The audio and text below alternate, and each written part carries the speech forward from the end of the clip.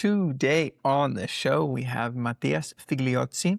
He is a co-founder of company UniBaio that is developing a novel technology that helps plants absorb chemicals more efficiently.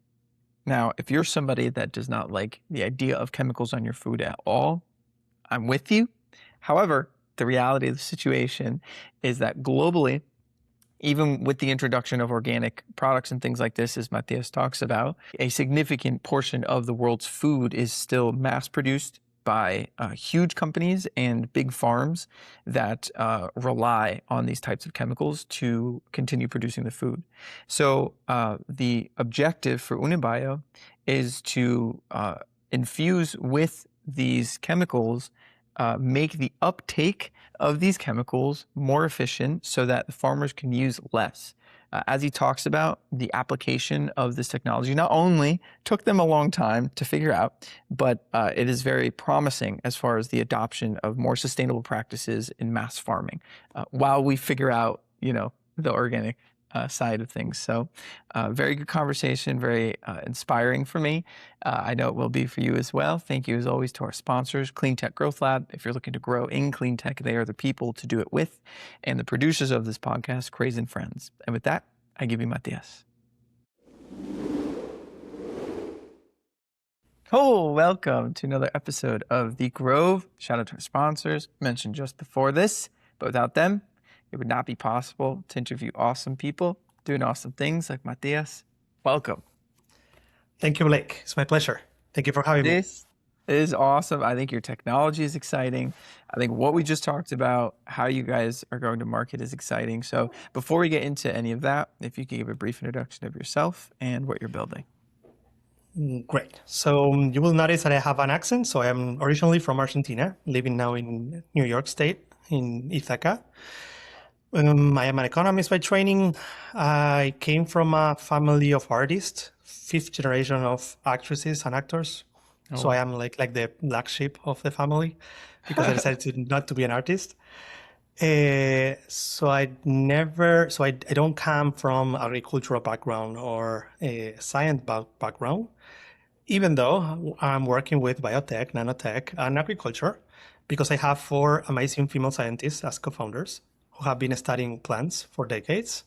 And we decided a few years ago to build UniBaio, mainly to help farmers to use less chemicals in our food. So we are working on that. We are developing the business from the US and at the same time from Argentina, where I'm originally from. I'm trying to reach global markets, all countries. Yes. So then how long ago was it that you co-founded UniBaio? We incorporated the company in 2023, okay. 22, sorry. But we met with my co-founders during the pandemic. So we were talking a lot about the idea in quarantine, like without being able to do anything else than just being in a computer. And we were like brainstorming how to approach the market, what should we do with the tech, all the ideas they have. And in 2021, I quit my job and I started to work full-time on the project. And finally, when we had a lot of signals that it was a really good idea, we incorporated the company and we started to fundraise and develop more startup journey, like traditional startup journey. So I imagine the product, the technology, the go-to-market, I imagine all of that is different now than it was when you started. But can you describe at least right now what the technology is?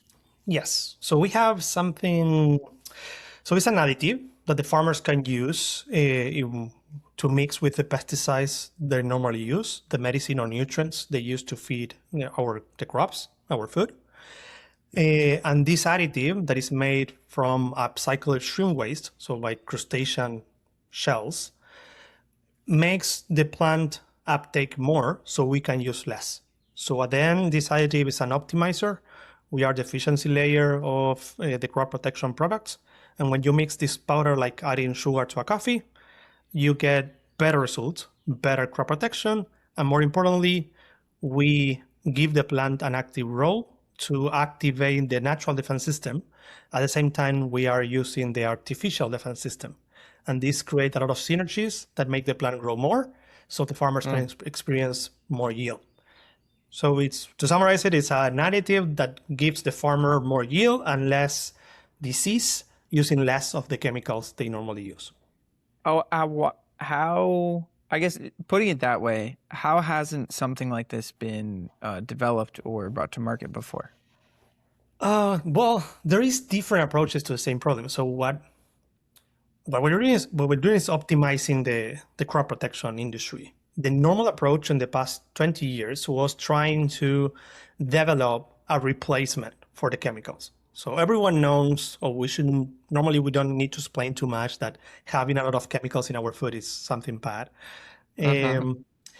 So because people is willing to have less chemicals in our food companies are willing to improve the quality. And that in the past 20 years translated into organic.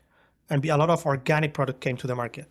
And that for the farmer means biological products, normally bacteria-made products, algae-made product, different things that came from the nature that could create the same solution in terms of protecting the plant from a disease or make the plant growth bigger without using or abusing a chemical. That was the common approach. Then, more recently, when we find out that organic is not enough, because it still is a very niche part of the market. If you go to a supermarket, most of the fruit and vegetables are not organic. And in the US or Europe, there is a lot of organic product. But if you go to Argentina or if you go to Africa, it's really difficult to find everything organic. So globally, we like less than 10% is organic. So we still rely on the very same old chemicals to feed global population. So the challenge became more significant than just creating organic product. And then is where a lot of startups started to work on why not optimizing the chemicals that we cannot replace. And there appear a lot of drone startups, robotics startup like rovers that go through the field and just spray the chemical only when it's needed. Because today we are not super efficient. We use planes, literally, that flies over the field and showers everything in chemicals. That it's like having a headache and take a shower of aspirin instead of taking aspirin. Yeah. So it's not really efficient. And we have been doing that for 40 years. And so the logical evolution of that was why not, instead of doing that and wasting most of the chemical, because then most of them doesn't reach the plant, why not be more efficient and use a drone that has AI and just spray a little bit of the chemical only when they see the disease? So that's the natural evolution of where we're going. Our approach is a little bit different, but because we are using like different tools, so it's out of the box. We are using the nature itself. We are using the plant to help us help the plant. And if you want to group our technology in a group, it's like delivery technology or efficiency technology, like drug delivery for human health. If you think in cancer drugs 30 years ago, it was also very harmful for human body. You had a lot of side effects because the drug was not efficient, was like just trying to kill everything, not only the cancer cells. Today, we have significantly better drugs that are designed to just release the drug only when they feel the cancer cell. So that is drug delivery efficiency. We are using that concept on plants, but with something that the plant can recognize and create also a natural reaction on the plant that help us also on the protection. Okay, so then as far as delivery goes, is this, you said it's an additive that farmers can mix in with the soil or with the pesticide? With the pesticide. With the chemical, yes, with the chemicals. Okay, and it helps them, it helps the plants specifically absorb only the pesticides that they need, or it helps them better absorb nutrients? Which side are they? Yeah, so depending on what is the combination, if you combine it with fertilizers, with nutrients, you have better uptake of nutrients. If you combine it with a crop protection product like a medicine, you have better uptake of the medicine. The thing is that if you know that you are going to have a better uptake, you can spray less. And when I say less, it's like you can spray half of the Roundup, the most common used herbicide in the world, and and have the and have the same killing power. So backing up a little bit, you had mentioned that you quit your job Mhm. in order to do this full time. Is this your first company? Have you built other ones before? Did you ever imagine you were going to be an entrepreneur? Yes, this is my second attempt. Indeed, when I decided to start to become an economist, normally the natural path for an economist is working in government. It's designing public policy because it's more about governments, how the government should foster the economic development, like in general, like the country. So I was passionate about that because I always um, was interested about helping to shape the reality, and I thought it Sure. was cool do it from government. Then I worked for government, and I realized that it wasn't that cool. That there's a lot of politics involved, and you waste a lot of your energy. And I wanted to do something more proactive, but I was lucky because in very early in my career, I work promoting from government startups.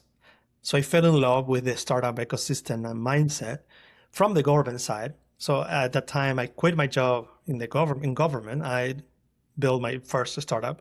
That my first startup was also close to agriculture, but it was a different concept. It was 2011. It was the beginning of Okay. social media. So it was a Yeah. different world at the time. And we were doing basically a farmer's market online. So it was trying to bridge like the Okay. farmer to the end consumer in the big city like New York City, Buenos Sure. Aires in Argentina. And we were selling directly from the farm to the city, and it's keeping all the steps in the middle Yeah. that helps to reduce a lot the waste of food, because today we waste like 40% of the fruits and vegetables just because it takes too long to reach your house. The concept worked, so the business is still ongoing, but never became a startup because it was super difficult to scale up. Sure. Uh, so that was my first attempt to build something big with impact, Yeah. also That's related very to interesting. agriculture. So then you went for that's kind of a marketplace. You tried to set Yeah. up a marketplace and scale a marketplace. So after leaving that, you said you had gotten that was in Buenos Aires and you Yes. came here for some reason. So there was a Hmm. job that you had, right? Yeah. And before committing to this. Yes. So after I give up of trying with this Uh-huh. startup, Hmm. I work for. I wanted to be more involved in something more edgy in terms of tech, so I Uh-huh. started to work in private companies related to biotech and nanotech, Great. Okay. getting closer to what is now my field, and getting used to work with scientists that Yeah. are different to work with. Yeah. Yeah. And in one of these works, I met one of my co-founders today, the nanotech specialist, and that bring me to closer to what we're doing today. Awesome. Uh, yeah, Yeah, so I guess I would just focus on, first of all, thank you, because that's an awesome trajectory and yeah, congratulations with all of that. And also, even though it didn't scale, I think it's still impressive to start something, collect an amount, whatever amount of people it is, collect an amount of people around an idea that you have and have it continue. It's still yeah, persisting. I mean, what is that, 15 years later? So that's, yeah. well done. Um, so when you first started, let's start with this. What are the two main things, you could choose anything from either that experience with that startup or in the private sector before you started this company? What are the two biggest influences on the experiences that you had that influence how you navigate this company now, how you're choosing to grow it? Um, I think I was lucky to be able to meet a lot of founders before funding this startup. Okay. Because of this work on government, I met like hundreds of them, and I was able to talk with many of them. So I was, without even knowing, I was learning from them and their experience. Like what should you do, what you shouldn't do, and that not only motivated to be willing to be like them, but also give me a lot of advice. So I don't have like one like Okay. guidance or someone I admire a lot, and maybe a few years ago, I admire Elon Musk, like many, because of Mm, his capability of innovating and disrupting industries all the time. mm, Not maybe too much as a leader, but in his way of approaching innovation, I always sure, find it interesting. But I was never like trying to follow his sure, lead or sure. her path. It was like, oh, this is some is good to know that this is possible. That if you want to disrupt something, you can just try and do Yeah, it. I was like having learned this from very early. It was good because it removed from me the afraid of not trying or maybe thinking it's impossible. I'm coming from Argentina. It's like the journey is even longer because you need to, okay, from Argentina, how do I reach first the US where all the capital is? How do I reach global market being in a small country with a small economy with a lot of complexity, crisis all over time? So all these hmm, things are more steps that you're adding on the journey of building something global. But then, because I met a lot of people that was able to do it, I was confident that why not? Why I cannot? yeah. So when you started the company and you said, "Let's try and let's do this," here's a problem that I'm passionate about. How how has the product or your understanding of your potential market, how have both of those things changed since you started the company? A lot. I didn't know anything about agriculture or Uh-huh. farming. Neither chemical companies. So we are partnering now with the biggest chemical companies in the world, and we are doing business together. And I'm flying to China next week to meet one of the chemical companies. So it's Yeah. crazy, and I needed to learn all of that from scratch. How I did you never do worked that?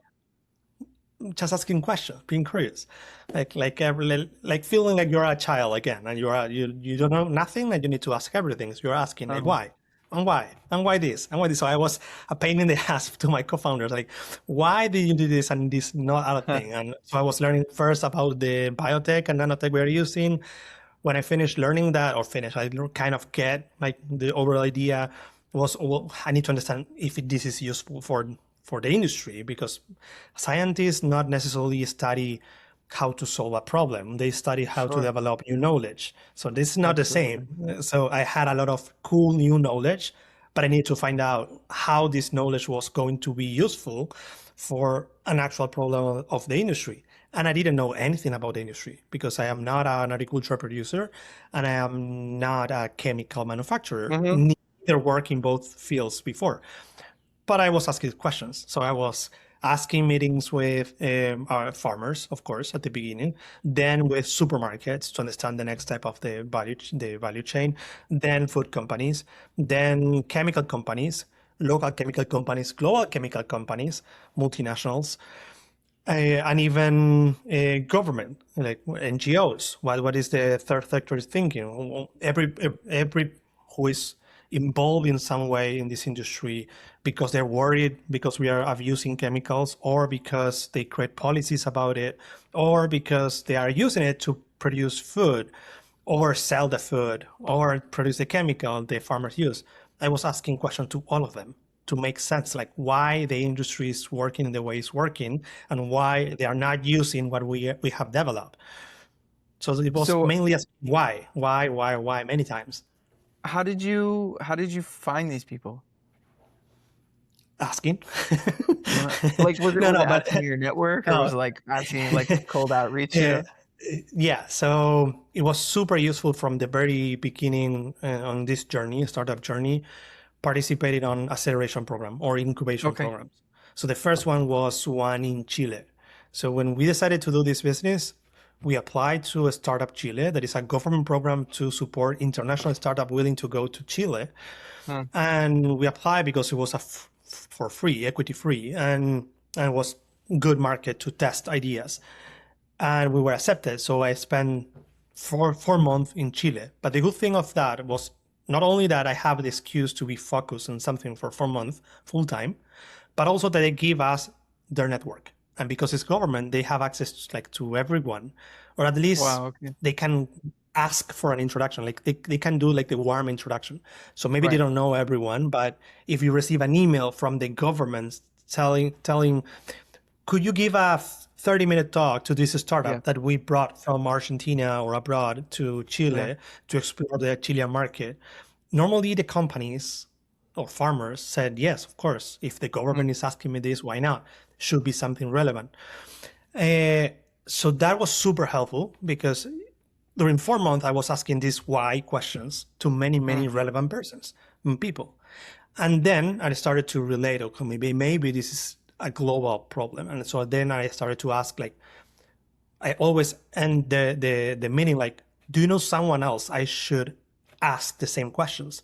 Sure. So then the network was multiplying, and they were bring me outside of Chile. And then I was at the even very fast. I was talking with people in the US, in Europe, in Asia, like, and everyone was telling me similar stories. So I started to understand that the problem was a Interesting. global problem and the approach was relevant for the industry. So at what point did you feel like you had enough information to make the first hypothesis about how you would go to market? I think after 2 months of doing this very heavily, I was pretty confident. Then the truth. So after a few months, I realized that I didn't know anything again. So I need to ask questions again. But Okay. after 2 months, we were able to build like the first business hypothesis, and that was we definitely should use this tech, this capability of enhancing the delivery of crop protection product uh, to enhance some chemicals that are really hard to replace. Everyone is complaining about chemicals. Everyone is willing to use organic, but organic are not growing. We should not focus on organic. We should, because we can also enhance the organic practices. But it was maybe we should not focus on enhancing organic practices. We should focus on why not reducing glyphosate, like the most used chemical in the world. Like it's used in every continent, in every country, for every crop, and it's like 25% of the global market. So everything that the farmers use, like it's massive use of this product. If we can modify that product and we can convince people to use less of that product, that will be significantly more impactful, but also a really good business. And we were convinced about that. Many advisors at the time were telling us that we were crazy, that was going to be impossible to For convince going straight to farmers, you mean? to trying to modify the most common use Ah, product in farming. Like it okay. sounds like too big or too complicated. Like Yeah. and it's the most hated product too. Like if you read media about agrochemicals or pesticides, the one that is always coming to media is glyphosate. In glyphosate, there is a lot of lawsuits tied to the companies who sell this Sure. chemical because there is a lot of human health problem related to this chemical. So it was a very complicated topic. It's like everyone uses it, but no one want to talk about it because no one's like it. But at the same time, the global economy relies on this specific chemical Mm. because we needed to feed people and to produce cotton, to produce t-shirts. Uh, so it's part of the global economy, and it's not easy to be replaced or modified because you are touching a lot of incentives from different people. But Interesting. we think that was possible, and we are doing that. Yeah. So what was the first, after you had this hypothesis Yeah. and you started reaching out to potential customers, Hmm. for, I guess, pilots at that time, Yeah. where did you find your initial success? So what we thought it was a success was finding chemical companies willing to try our tech as a proof of concept that was possible to be used to modify and renew all chemistry. And we thought it was a success because we were validating our hypothesis that the chemical industry was interested on renewing all chemistry and optimizing the amount of chemicals they were spraying on the field. That many people said, you're crazy. These companies, they love selling chemicals. They will not like to optimize what they sell. Um, but then, so how we found that? Well, Argentina is not a big country, so the first one was smaller chemical companies from Argentina. Then we realized that if we wanted to reach the biggest companies, like the big multinational from the US and Europe that operates globally, we needed to get somehow warm introduction to them. So we proactively started to look for former managers of the industry willing to become our advisors. And we end up finding two former managers. Interesting. Yeah, so that's a really good hack when you're doing corporate B2B type of business model. Huh. Bringing earlier in your journey people who have been working in industry, not only because of the knowledge, it's also because of the warm introduction potential, so helping you to sell. So we were able to seduce two former global managers of Syngenta and DuPont, two of the Hmm. biggest chemical companies, and they both introduced us to the chemical companies and today's managers of these companies. So we started the relationship with the biggest chemical companies very early, and we also learned how to cooperate with chemical companies with the smaller chemical companies locally in Argentina. So we were Wow. doing both things at the same time, like small companies to learn and big companies because was the ultimate goal. Fascinating. Uh, So, yeah, but it didn't work. So oh, okay. Because I was just about to say, like, where are you headed now? But if it didn't work, then you got to continue the story. no, it's working, but it's not working as we expected. So it's always a Of learning course, of process. course. So we thought that that we were doing good. Like, oh, we found the success. We were validating that the industry needed this. So we validated that at least the hypothesis that what we were doing was new, innovative, and useful.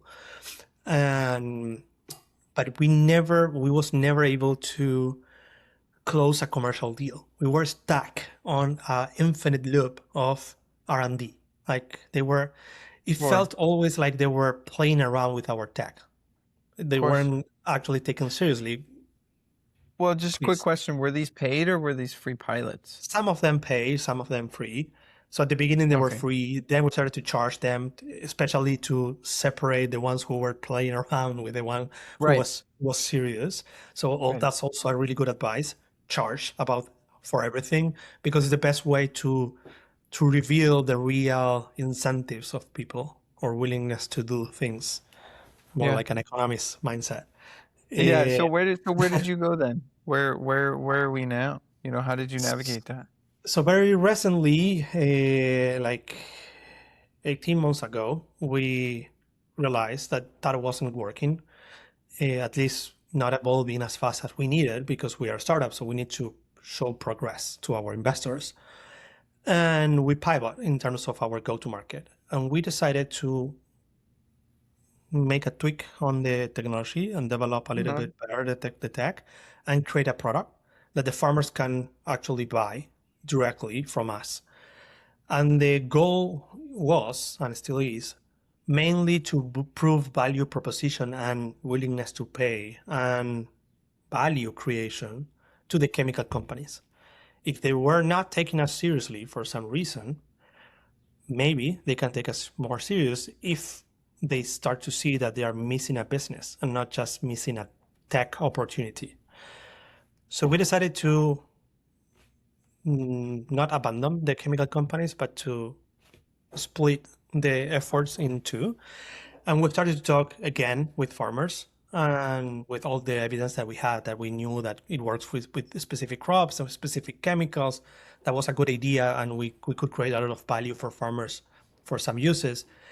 And in that process, one food company came to us, Hmm. very, very big company, Nestle, Nespresso. They came to us and they asked, I saw you pitching in a competition. We were one of the judges. I know that your tech is for chemical companies and not for us, but can we use it directly on the Hmm. field? Because we need it. And I said, but why? Why are you? I would never thought about Why? you guys using our tech. How would you use it and why? And they said, no, because we have a problem. We are in a squeeze in between the end consumer that are demanding us globally to be as the most responsible as possible and use less Hmm. chemicals in the food we sell, in the coffee, the cocoa beans that we source. But we have a problem because even though we want and our clients are ready to pay for it, we cannot make the farmers to become more sustainable because the Hmm. farmers don't want. And it's not because they are evil, it's because their family relies on the income that the crop produce for them. So it's family income. And they feel that if they replace a chemical that they have been using for 40 years with a new bacteria-made type of crop protection product, there is a chance that it doesn't work. And if it doesn't work, they lose an entire season. An entire season is an entire year of income for the family.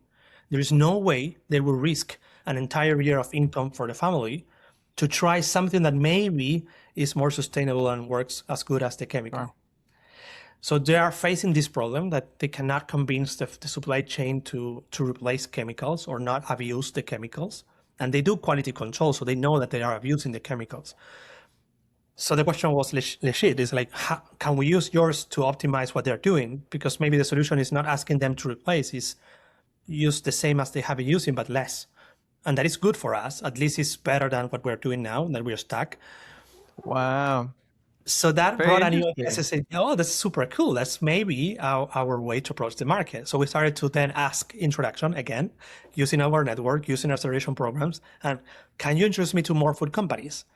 Is this just this company, or is everyone is like them? Like every big food company is the same. And we started to find a pattern. Like every food company, especially the global ones, who has a brand they need to protect. So people criticize them.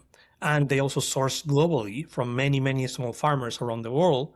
They're suffering the same problem.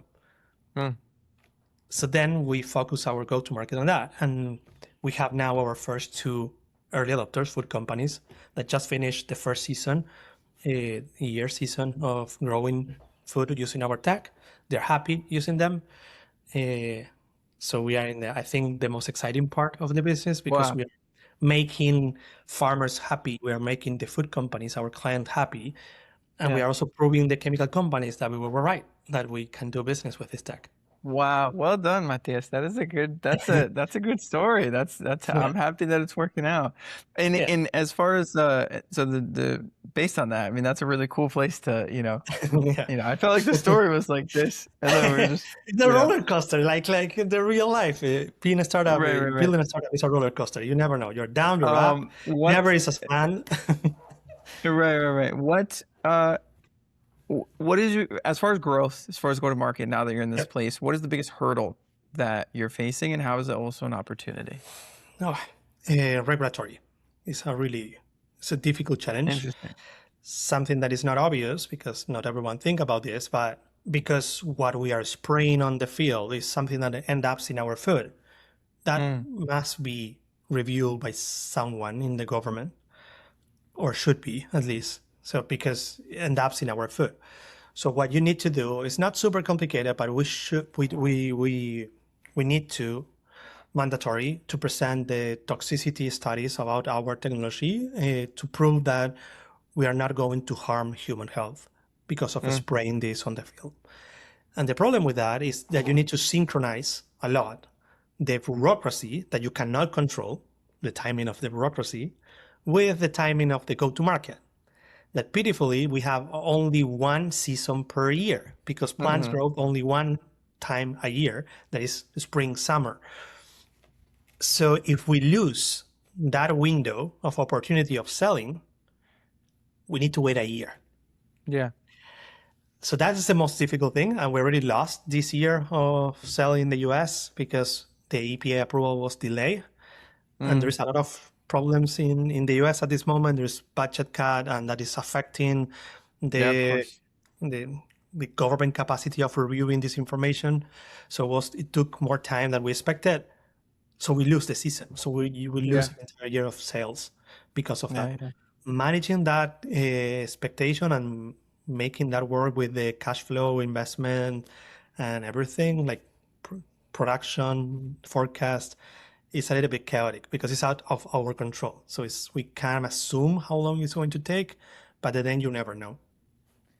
Are you able to apply, if you were able to do research elsewhere in the world where there is a growing season and then do the research there and then bring it back to the US, does that satisfy Yes. anything? Yeah, of course. So we do that, and that's why we are still doing business in Argentina, and we do both Okay, great. South hemispheres and North hemispheres, because in that way we have 2 selling season per year or growing Right, season right. per year, so we can do studies in both.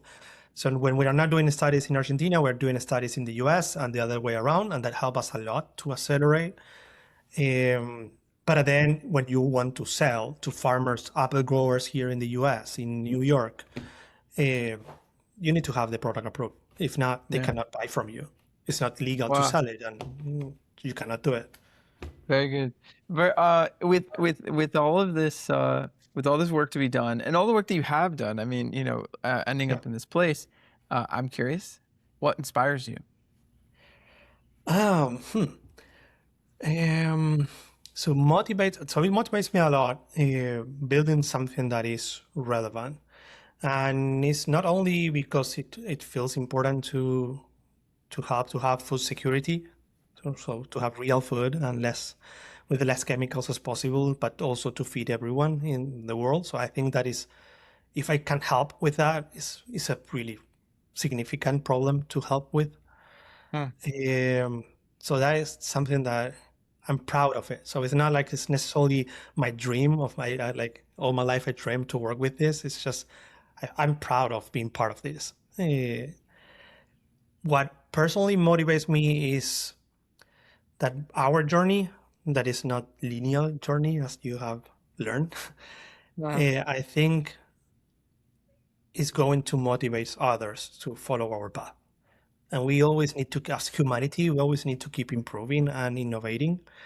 So like proving that you can do something and change something it motivates me. Like not thinking that only in what we have changed, but also in what Yeah. others are going to change, but because they saw us changing something.